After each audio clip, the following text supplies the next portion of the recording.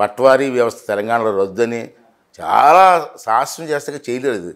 అటువంటి చేశారు. ఎడ్యుకేషన్కి బాగా ఇంపార్టెన్స్ ఇచ్చారు. పేదవాళ్ళ కోసం ఆలోచించారు. కేజీ ₹2 బియ్యం అన్న పథకాన్ని ఆ రోజు రామారావు గారు పెట్టిన సంగతి మీ అందరికి తెలిసిందే. First time.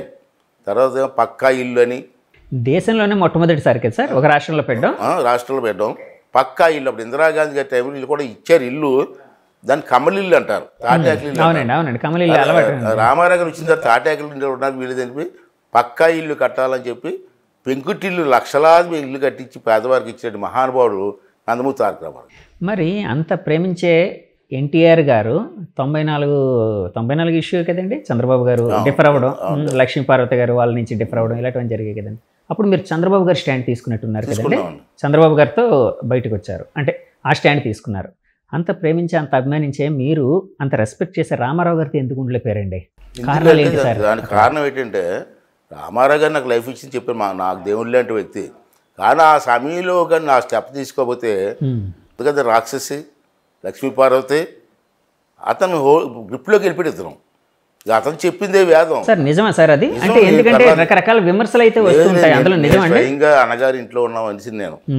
ఈవిడ పెత్తనం రామారావు గారిని లొంగ తీసుకొని ఆ వయసులో ఈవిడ అడ్మినిస్ట్రేషన్ చేయడం మొదలెట్టింది. ఎందుకు నాకే ఫోన్ చేసి అనేక సార్లు ఆ ట్రాన్స్ఫర్ ఈ ట్రాన్స్ఫర్ అంటే నువ్వెవరు నాకు చెప్పడానికి కానీ వాదించిన సందర్భాలు ఉన్నాయి. అప్పుడు మినిస్టర్గా ఉండేవారు సార్? ఆర్ఎండ్బి మినిస్టర్. ఓకే, ఆర్ఎండ్బి. అప్పుడు ఆర్ఎండ్బి ఇచ్చారు నాకు. ట్రాన్స్ఫర్ గురించి మాట్లాడితే నో మీరు సంబంధం లేదు, అన్నగారు చెప్తే చేస్తాం, మీరే చెప్పడానికి అన్ని సందర్భాలు కూడా ఉన్నాయి. అలాగా అడ్మినిస్ట్రేషన్ పాడు చేస్తూ ఉంటే అప్పుడు పార్టీలు చెదిరిపోతూ ఉంటాయి, కొంతమంది విడిపోతూ ఉంటే అప్పుడు పార్టీ రామారావు గారి పార్టీ నష్టపోవడానికి వీల్లేదని చెప్పి స్టెప్ తీసుకున్నాం. స్టెప్ తీసుకునే ముందుకు కూడా ఒక 10 మంది వెళ్ళి రామారావు గారు కలిశారు సార్. కలిశారు. సార్ ఇది పార్టీ అలాగే అయిపోతుంది, ఆవిడ అడ్మినిస్ట్రేషన్ పాడు చేస్తుంది, పార్టీని మీరు ఎంతో కష్టపడి పెట్టిన పార్టీ ప్రజలు ఆదరించారు, మీరు కొంచెం ఆలోచించారంటే నో అన్నారు. ఆ కమిటీలో అశోక్ గజపతి గారు ఉన్నారు, తర్వాత చనిపోయారు హరికృష్ణ గారు ఉన్నారు, వీళ్ళందరూ ఉన్నారు. వీళ్ళందరూ వీళ్ళు అడిగారు. అడిగితే రామారావు గారు పాపం ఆ మాయలేడి అంటారు కదా, మాయలేడి చేతిలో జరిగిపోయి నో మీరు చెప్పింది విన్నారు. అప్పుడు తప్పనిసరి పరిస్థితుల్లో మార్చవలసిన పరిస్థితి వచ్చింది. కానీ ఆ తర్వాత ఎప్పుడైనా మీరు బాధపడ్డ సందర్భం ఏదైనా ఉందా సార్? ఎందుకంటే రామారావు గారు మీకు లైఫ్ ఇచ్చిన ఆయన ఒక దేవుడు లాంటి వ్యక్తి అని అన్నారు కదండి. ఆయనతో డిఫర్ అవ్వాల్సి వచ్చింది అంటే ఆయన బాధ పెట్టాల్సి వచ్చింది అని ఎప్పుడైనా మీరు బాధపడ్డ సంఘటన? అందరూ బాధపడండి. ఆ రోజు తెలుగుదేశం పార్టీ వాళ్ళు ఎవరికి టికెట్లు ఇచ్చారో అందరం బాధపడ్డాం. అయితే అతను పెట్టిన పార్టీ భూస్థాపితం ఆ రోజుతో జరగకూడదు. ఓకే, కలకాలం ఉండాలి సార్. ఒకవేళ లక్ష్మీపార్వతి గారి చేతుల్లోకి వెళ్ళి ఉంటే పార్టీ, అంటే రామారావు గారు ఆవిడ చెప్తున్నట్టు వినేవారు అని అన్నారు కదండి, ఆవిడ చేతుల్లోకి వెళ్ళి ఉంటే తెలుగుదేశం అనేది ఉండేది కాదండి. ఆవిడ చీరలకు కూడా లొంగిపోయేదండి. ఎవరైనా పని ఉంటే పట్టు చీర చాలు. మీకు నాకు గుర్తుందో లేదు, పూర్వం ఉన్నటువంటి విలేకరులు అడగండి, హైదరాబాదులో ఆవిడ పట్టు చీరలతో తులాభారం పెట్టారు లక్ష్మీపార్వతికి. ఎప్పుడో చెన్నారెడ్డి టైంలో జరిగింది అనుకున్నాం మనం. చెన్నారెడ్డి గారి టైంలో తులాభారం. అవునండి, ఈవిడ పట్టు చీరలతో తులాభారం. ఏంటండి ఇది? రామారావు గారు ఎంత నిజాయితీగా పనిచేశారండి. అతను కాపాడవలసిన పరిస్థితుల్లో అతని పేరు చెప్పుకొని పార్టీకి డ్యామేజ్ చేయడం తప్పు కదా. దాన్ని మేము ఖండించాం. తర్వాత అంటే మీరు డిఫర్ అయ్యి బయటకు వచ్చిన తర్వాత ఎప్పుడైనా అన్నగారిని రామారావు గారిని కలవడం జరిగిందా సార్? 2-3 సార్లు కలిశాను. అంటే మా ఇంట్లో మ్యారేజ్లు అయినప్పుడు కానీ పాడినప్పుడు కానీ వెళ్ళినప్పుడు అలా తమ్ముడు బాగున్నారా, తమ్ముడు గారు బాగున్నారా, మా మిస్సెస్ అమ్మ అనేవారు, అమ్మ ఎలాగున్నారు, పిల్లలు అలాగా. అంటే తనతో డిఫర్ అయ్యారు మీరు, ఆయన్ని వదిలేసి వెళ్ళిపోయారనే కోపం ఎప్పుడు మీ మీద ప్రదర్శించలేదండి? అతని మనస్తత్వం నాకు తెలుసు కదా. కొన్నాళ్ళు పోయిన తర్వాత ఈవిడ మనస్తత్వం అతనికి అర్థమైపోయింది. అర్థమైపోయిన తర్వాత పార్టీని నిలబెట్టారని సంతోషపడ్డాడు అతను. నిజమా సార్? నేను మాట్లాడినప్పుడు తెలిసిపోద్ది కదా అతనితో, లేకపోతే లోపలికి రానిస్తాను నన్ను, బయటకు పోవండు. అదే అండి, అదే అవును, నేను అదే అడుగుతున్నాను. బయటకు కూర్చోబెట్టి అందరూ బాగున్నారు, ఎలాగున్నారు, జాగ్రత్త చేయండి, పార్టీని కాపాడండి చెప్పిన సందర్భాలు కూడా ఉన్నాయి. చంద్రబాబు నాయుడు గారి కోసం అడిగారా సార్? అడిగారండి, ఎలా ఉన్నారు ఏంటి, పార్టీ ఎలా ఉంది? మా పిల్లల గురించి అండి, మా కుటుంబ సభ్యుల గురించి అందరూ అడిగి పార్టీని కాపాడండి, అదే పార్టీ కోసం కూడా ఆయన పార్టీ జాగ్రత్త తీసుకెళ్ళండి, ఇక్కడ ప్రజలు పేదవాళ్ళ గురించి ఆలోచించండి, చెప్పారు. మరి ఆయన ఏ కోపంతో అంటే ఇప్పుడు వైసీపీ వాళ్ళు ఇప్పటికి కూడా అంటే ఎప్పటి నుంచో కాంగ్రెస్ వాళ్ళు ఉపయోగించారు, తర్వాత వైసీపీ వాళ్ళు కూడా ఉపయోగిస్తున్నారు.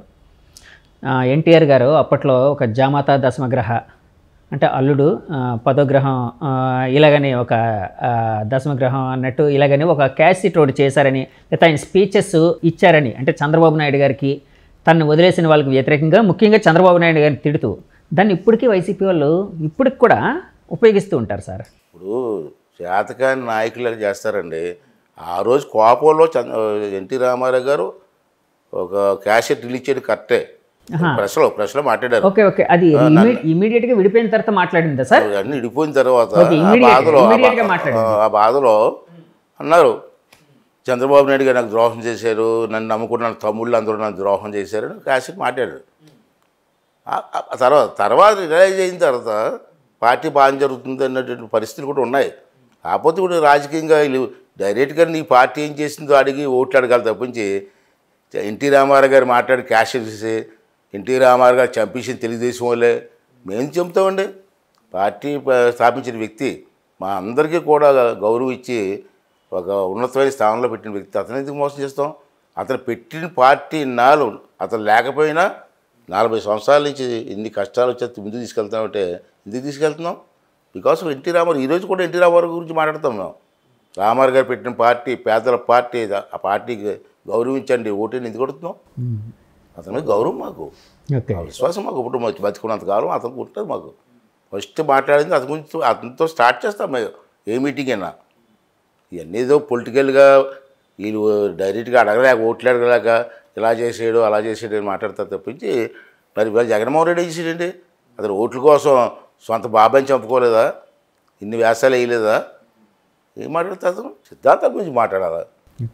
ఏదో లేనిపోని కల్పించి ఓటు సంపాదించడానికి రాజకీయ పార్టీ లక్షణం కాదు, అది నాయకత్వం వహించవలసిన అవసరం కూడా లేదు సార్. ఇప్పుడు పాత తరం రాజకీయాలను పక్కన పెడితే ఇప్పుడు ఉండే కాంటెంపరీ రాజకీయాల విషయాలకు వస్తే ఇప్పుడు ఎలా ఉంది సార్ రాజకీయం అనేది? ఎందుకంటే మీరు పాత తరాన్ని చూసారు, ఇప్పుడు తరాన్ని కూడా రిప్రజెంట్ చేస్తూ ఉన్నారు. సో ఎలా అనిపిస్తుంది మీకు రాజకీయం మీద? అప్పుడు రాజకీయాలకు ఇప్పుడు రాజకీయాలకు చాలా తేడా వచ్చిందండి. ఇవాళ ఏంటంటే రాష్ట్రం గురించి, ప్రజల సంక్షేమం గురించి ఆలోచించే నాయకులు కరువైపోయారు. ఇవాళ ఎందుకు కరువైపోయారు అంటే, నేను ప్రజలు కూడా అంటున్నాను, మీకు కావాల్సిన నాయకుడిని, మీకోసం ఆలోచించే నాయకుడిని, రాష్ట్ర కోసం ఆలోచించే నాయకుడిని, రాష్ట్ర అభివృద్ధి కోసం ఆలోచించే నాయకుడిని ఎన్నుకోవాలి తప్పించి పనికిమాలిన వాళ్ళందరికీ ఓట్లు వేసేసి ఇవాళ రాష్ట్రం అలాగైపోయింది అని చెప్పి గుండ్లు బాధ కూడా సుఖమేంటి మీకు?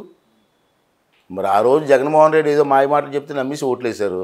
ఇవాళ అదే ప్రజలు మీ గ్రామాలు వెళ్తూ ఉంటే గ్రామాల్లో రోడ్లు లేవండి, ఎక్కడ చూసిన కన్నాలు, రోడ్లేని కన్నాలే, ఏ సంక్షేమం లేదని మాట్లాడుతున్నారు. మరి ఆ రోజు మీ మాటలు నమ్మి ఓట్లు వేసారు, ఇవాళ మొత్తం రాష్ట్రాన్ని దోషించుకున్నాడు. ఇప్పుడు మనం ఏం చేయగలం?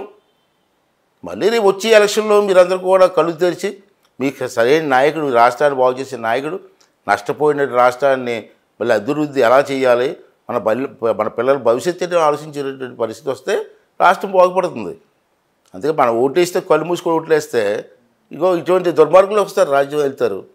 మరి అటువంటి దుర్మార్గులు రాజ్యం వెళ్తే రాష్ట్రం ఏం బాగుపడుతుంది?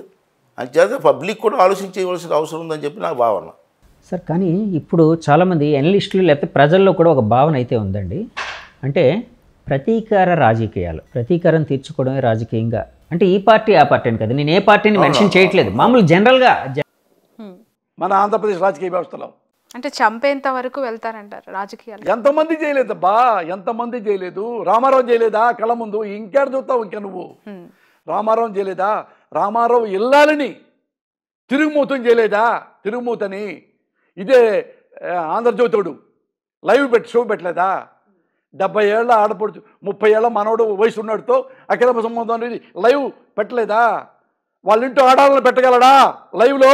లక్ష్మీ పార్వతి గారికి సంబంధించి చాలా కాంట్రవర్షియల్ స్టేట్మెంట్స్ గతంలో ఈ పొజిషన్ రాకముందు ఆమె చాలా సందర్భాల్లో ఏడ్చిన పరిస్థితులు కూడా ఉన్నాయి బాహాటంగా. ఎందుకు పదే లక్ష్మీ పార్వతి గారిని టార్గెట్ చేసి మాట్లాడడం, పర్సనల్గా ఆమె వ్యక్తిత్వాన్ని కించపరిచే విమర్శలు చేశారంటారు? నేను అదే ఎప్పుడు మా కమ్మ వాళ్ళకి చెప్తుంటా, మా కమ్మ సోదరి మనులకి నేనేం చెప్తుంటానంటే, అమ్మ చంద్రబాబు మాట నమ్మి ఆ మహాతల్లిని ఇంత ఘోరంగా చేశారు, నమ్మొద్దు, చాలా మంచి ఆమె, నేను దగ్గరుండి చూసా, బాగా విద్వత్తు ఉన్న తల్లి, సంస్కృతం మాట్లాడుతుంది, బాగా తెలివిగలది, లెక్చరరు, ఒక పెద్ద డాక్టర్ ఉన్నాడు కొడుకు, మంచిది, ₹1 లంచం తీసుకుని ఎరగదు అని నేను ఎప్పుడో చెప్తున్నా. ఇప్పుడు ఎట్టుంటుందంటే అదే చెప్పాక, ఆంధ్రప్రదేశ్లో ప్రతిపక్షం ఎవరయ్యా అంటే ఇప్పుడు ఒక వర్గం కమ్మ మీడియా, వాళ్ళు ఎప్పుడు డీమోరలైజ్ చేయడానికి చూస్తుంటాడు. అతను ఎగ్జాంపుల్ ఫస్ట్ చూద్దాం, రామోజీరావు. ఈ అమ్మాయిని రామారావు భార్య అయిన కాడ నుంచి రామారావుని ఇద్దరు దింపేసి చంద్రబాబుని పెట్టాలనుకొని ఎవ్రీ డే ఆయన ఈనాడులో కార్టూను, ఆ బండి మీద కూర్చుంటే రామారావు గారు బండి లాగినట్టు, ఒక గుద్దు గుద్దితే చంద్రబాబు ఇంటి రామారావు కింద పడ్డట్టు, అసలు లక్ష్మీపార్వతి మీద కొన్ని వేలు వేలు వేలు కార్టూన్లు. అంటే వీళ్ళందరూ చెప్పేది ఒక వర్గం ఉందనే, ఈ లఫ్ట్ మీడియా అంటారు దాన్ని, లఫ్ట్ మీడియా అంటారు వీళ్ళని. మా కమ్మాళ్ళలో ఉండే వీళ్ళు ఎవడన్నా వీళ్ళల్లో జర్నలిస్టు లక్షణాలు ఉన్నాయా? ఒక అతను రామోజీరావు ఆమె దిగిపోయేసరికి రామారావు చచ్చిపోయేదాకా ఆ అమ్మాయిని ఆ లక్ష్మీపార్వతి గారి మీద రోజు దుష్టశక్తి అని ఇంకోటి కార్టూన్లు వేసి వేసి వేసి జనాల దృష్టిలో నిజం కావాలా నిజం కావాలా నిజం కావాలా, ఏది బ్రాహ్మడు మేక కుక్క కథ ఉందే అట్లా చేసి ఆమె నాశనం చేశారు, రామారావు నాశనం చేశారు. ఆ ఇద్దరు నాశనం చేస్తే తప్ప మనోడు నాకు కాలు కింద చెప్పులాగా ఉండేవాడు చంద్రమోహన్ చంద్రబాబు నాయుడు ముఖ్యమంత్రి కాడు, అది కూడా రాంగ్ రూట్లో గెలుస్తాడు తప్ప మన ఎలక్షన్లో గెలవడు అని తోసేసి అందరిని కొనేసేసి అతను ముఖ్యమంత్రిని చేశారు. రామారావుని కుళ్ళి చనిపోయాడు ఆయన ఆగారా? రామారావు విలువలు లేవంట అతను స్టేట్మెంట్ ఇచ్చాడు. అతనికి ఇష్టం లేదు, ఎన్టీ రామారావు నా మాట విండా అని. ఇక్కడ రెండోవాడు ఇంకోటి, వీడొక రామోజీరావు ఒక బ్రోకరు, ఈడొక బ్రోకరు. ఎవడన్నా రామారావు గారి ఇల్లాలండి, రామారావు గారి ఇళ్ళని కాంగ్రెస్ టీడీపీ కార్యకర్త తీసుకొచ్చి నన్ను ట్రై చేస్తుంది, నన్ను లవ్ యూ అంటుంది అని చెబితే 30 ఏళ్ళు ఆడు, ఈమె 70 ఏళ్ళు రామారావు ఇల్లాలే, కనీసం ముందు ఆమెకు ఫోన్ చేద్దాం, ఫోన్ చేసి మేడం ఇలా అంటున్నారు ఏంటి అంటే నేను కూడా వస్తాను బాబు లైవ్కి అనేదిగా. అప్పుడు ఎదురు కూర్చోబెట్టచ్చుగా, వాడు ఉండేవాడు అసలు ఎదురుగా, జంప్ వెళ్ళిపోయాడు కదా, ఫోన్లో కూడా రాడు కదా, మరి ఆమెకు ఎందుకు చెప్పాల అంటే ఇది మోటివేషన్ అన్నమాట. ఎందుకంటే చంద్రబాబుకి లక్ష్మీపార్వతి అనేది చచ్చిపోవాలి, ఉండకూడదు, ఇక్కడ మన కళ్ళ ముందు కనపడకూడదు, అది అంత పగ. మళ్ళీ అక్కడ ఎక్కడ చూద్దో రామారావు ఇల్లాలుగా ఏమో వస్తుందేమో, మళ్ళీ ఇది మన వెస్ట్ బెంగాల్ ముఖ్యమంత్రి లాగా ఎన్ని దెబ్బలు తిన్నా కానీ మళ్ళీ ఎట్ట ముఖ్యమంత్రి అయింది అట్ట వచ్చుదేమో, చంపండి దీన్ని చంపండి, శీలహననం చేయండి అనగానే వాడు రాధాకృష్ణ అనేవాడు వాడిని పెట్టి ఇంక లక్ష్మీపార్వతి ఏముంది, ఇంకది ఏముంది, వాళ్ళు సిన్సియర్గా అవునండి నా వెంటబడిందండి. ఏమన్నా ఎథిక్స్ ఎవడకన్నా? అరే మన ఇంట్లో కూడా ఆడపిల్లలు ఉన్నారే, మన ఇంట్లో కూడా భార్య ఉంది, మన ఇంట్లో కూతురు ఉన్నాడు, మన ఇంట్లో కోడలు ఉంది, ఇదే మన కోడల్ని, ఇదే రాధాకృష్ణ కోడల్ని, ఇదే రాధాకృష్ణ కూతుర్ని ఎవడో ఇలాగే అన్నాడు అనుకో, నువ్వు లైవ్ పెడతావా? నీ గుండె గతుక్కు మందు, అయ్యో నా కోడల పతివ్రత కదా, అయ్యో నా కూతురు పతివ్రత కదా, ఏ రామారావు భార్య ఎందుకు అనుకోవాలి, అయ్యో రామారావు ఇల్లాలు పతివ్రత కదా, వాడెవడు దొంగ నా కొడుకు ఇలా అంటాడా, వాడు రాస్కెల్ అని అనొద్దు, అనరు. ఎందుకంటే అక్కడ డైరెక్షన్ ఎవరు? చంద్రబాబు నాయుడు. ఇంకోడు ఉన్నాడు TV5 బిఆర్ నాయుడు, ఆ దగ్గర పనిచేసేవాడు ఉంటాడు సాంబశివరావు అనేవాడు, ఒక లఫ్ట్ నా కొడుకు. ఈ లక్ష్మీపార్వతి గారు కూడా వాడి వంతు పాత్ర లైవ్ పెట్టి లైవ్లో ఆమె శిలాహరణం చేసి అందరి దృష్టిలో, ఆంధ్రప్రదేశ్ దృష్టిలో తిరుగుమోతాడు, అయ్యో తిరుగుమోతంటగా. ఇదే లక్ష్మీపార్వతికి ఇదే రామారావుకి ఎన్నిసార్లు కాళ్ళకు దండం పెట్టాడో చంద్రబాబు నాయుడుపై. అమ్మా ఇట్ట రామారావు గారు ఇప్పుడు ఆమె ఒకటే లెక్క పెట్టుకుంటే, రామారావు గారు ముఖ్యమంత్రి అయిన తర్వాత ఆమె నిజంగా స్వార్థపూర్వాలు అయితే కనీసం 5,000 10,000 కోట్లు సంపాదించుకోవచ్చు. ఆమెకి ఒక 10 కోట్లు ఉన్నాయని చెప్పండి కనీసం, ఒక 5 కోట్లు చెప్పండి పోనీ, ఆమె సంపాదించుకుందేమో. మీరు మీరు ఒకటే చెప్తా, అతను 2 ఎకరాలు ఆసాము కదా అన్నమ్మకి పుట్టి అయిన చంద్రబాబు నాయుడు, ఇప్పుడు హెరిటేజ్ ఎట్ వచ్చిందో ఇన్ని వేల కోట్లు, కనీసం ఆయనకి 1,00,000 కోట్ల దాకా ప్రాపర్టీ ఉంటుంది. మీరు చంద్రబాబుని లక్ష్మీపతిని పక్కన పెట్టి ఇద్దరికి నార్కో అనాలిసిస్ టెస్ట్ చేయించండి. ఈమె పాతిపత్యం గురించి, నీ అవినీతి గురించి నీ దమ్ముందా మీకు? ఈ ముగ్గురు కూడా ఉండండి, రామోజీరావు, రాధాకృష్ణ, బిఆర్ నాయుడు, ఈ ముగ్గురిని కూడా ముగ్గురు ఈ చంద్రబాబు నాయుడు లక్ష్మీభారతి మధ్యలో పెడదాం. 5కి నార్కో టెస్ట్ చేపిద్దాం. మీ నలుగురు ఉత్తములు, మీ మగవాళ్ళు ఉత్తములు అంటే నేను మీ 4 కాళ్ళు పాలాభిషేకం చేసి అన్నీ మానేసి ఇక్కడి నుంచి బయలుదేరి వేరే రాష్ట్రం వెళ్ళిపోతాం. ఈ 4 దేవుళ్ళు ముందు నేను ఉండలేకపోతున్నాను అని వెళ్ళిపోతా. లక్ష్మీభారతి గారిని నేను తీసుకొస్తా, దమ్ముందా? ఇదే చెబుతున్నా మా కమ్మాళ్ళతో, అమ్మ కమ్మ కమ్మ కమ్మ అని పెసుకొద్దు. వాడు దుర్మార్గులు, వాళ్ళు మోసగాళ్ళు. ఇప్పుడు నిన్న మీరు చాలా తీవ్ర వ్యాఖ్యలు చేశారు. అంటే సామాజిక వర్గానికి సంబంధించి సిగ్గుపడుతున్నాను కమ్మ కులంలో పుట్టినందుకు అని చెప్పి. ఆ సామాజిక వర్గం నుంచి వ్యతిరేకత వస్తుంది మీకు అని ఏం అనిపించలేదా? ఇప్పుడు నేను పుట్టినప్పుడు నాకు తెలియదు నేను కమ్మ కులంలో పుట్టానని. నేను కమ్మ యూనివర్సిటీలో చదువుకోవాలా, కమ్మ స్కూల్లో చదువుకోవాలా, కమ్మ ఎలిమెంటరీ స్కూల్లో చదువుకోవాలా. ఓన్లీ కమ్మ వాళ్ళ మధ్య నేను తిరగల. మద్రాసు పోయా, కమ్మ వాళ్ళతోనే నేను తిరగల. హైదరాబాద్ వచ్చా, వీళ్ళు ఎంతమంది కమ్మస్తూ ఉన్నారు ఇక్కడ? ఒక కమ్మస్తోనే నా ప్రయాణం. కన్ను తెరిస్తే జనడం, కన్ను మూస్తే మరణం, రెప్పపాట ఏ ప్రయాణం. ఎంతమంది వస్తారు, కులమేంటి, మతమేంటి, మనిషి అన్న ప్రతి వాడు మనం ట్రావెల్ అవుతూ ఉంటాడు. ఎక్కడ పడితే అక్కడ, ఏ దేశం వెళ్ళినా, ఏ రాష్ట్రం వెళ్ళినా, ఏ ఊరు వెళ్ళినా, ఏ గల్లీ వెళ్ళినా, ఏ సందులోకి వెళ్ళినా. అంటే ఇప్పుడు నేను ఇంత స్తోమతగా నేను సంపాదించుకొని గొప్పగా ఉన్నానంటే కమ్మవాళ్ళ వల్ల, నా తెలివితేట వల్ల, నా కష్టం వల్ల, నా చదువు వల్ల, నా క్యారెక్టర్ వల్ల. కమ్మవాళ్ళ కమ్మ కులంలో పుట్టా, proudly I can say I'm Kamma. నేనేంటున్నాను, మీరు కమ్మవాళ్ళు గౌరవంగా బతుకుతారు, మంచివాళ్ళు. ఆడపిల్లలు కూడా వాళ్ళు కూడా పొలం వెళ్ళి పనిచేస్తారు భర్తలతో సహా. అంత గౌరవంగా ఉండే కమ్మ. చంద్రబాబు నాయుడు మాయలో పడి, ఏమండి కమ్మ